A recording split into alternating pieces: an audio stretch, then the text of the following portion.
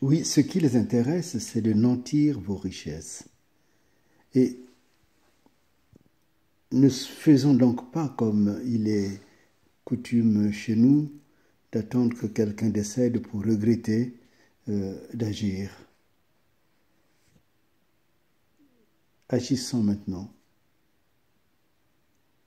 Nous sommes dans l'aurore, nous l'avons même précédé, et travaillons de telle façon que le matin soit pour nous un moment fort.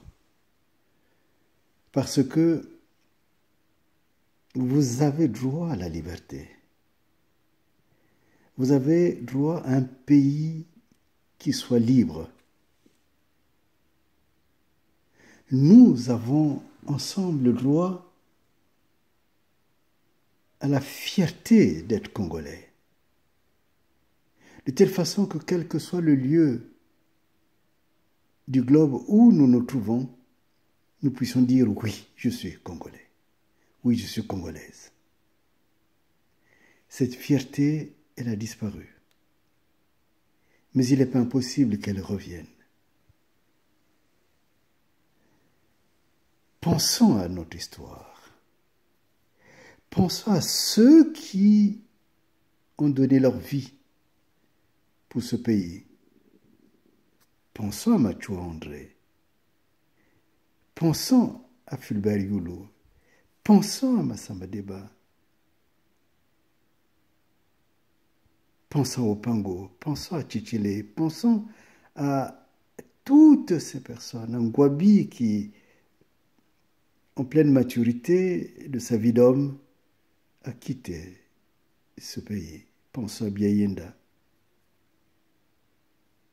Pensons à Franklin Bukaka qui a laissé ces textes magnifiques, les immortels, Pense sur le Congo, et ainsi de suite. C'est pour ce Congo qu'ils sont décédés. Quand j'ai vu vous lever par rapport au docteur Parfait Kolela, j'ai ressenti une grande fierté. Et je voudrais que cette fierté nous permette de nous tenir debout, nous permette de nous réveiller. Vous savez, ce qui a manqué le plus jusqu'à présent, c'est la connaissance. J'aime beaucoup ce texte d'Aimé Césaire, ce grand Africain qui parlait des armes miraculeuses. Il faut que nous puissions avoir le savoir. Il faut que ceux qui ont du savoir puissent le mettre à la disposition du pays pour que, ensemble, nous puissions sortir ce pays de cette misère dans laquelle on veut le plonger. Et quand j'utilise mes savoirs, mon intelligence, pour dire à Madame Kolela qu'elle a été prise dans un grand piège, j'entends et on me rapporte que je suis la personne qui persécute Madame Kolela. Non. Il faut qu'elle se lève, qu'elle dénonce les vrais criminels. Elle en a encore le temps. Et je lui en donne les éléments. Quand on a annoncé la mort de Kolela, quand j'ai dit que c'est un assassinat, qu'il était empoisonné, tout le monde était encore à la thèse du Covid et même applaudissait de deux mains. J'ai dit qu'il n'y a pas eu de Covid. Et maintenant, vous voyez bien que la thèse du Covid a été abandonnée. Quand on a dit que c'est Itoa Bibiane qui, par son micro, aurait empoisonné le docteur Parfait Kolela, et j'ai dit que cela n'était pas possible. Et maintenant, on apprend que ce n'était même pas elle qui avait le micro.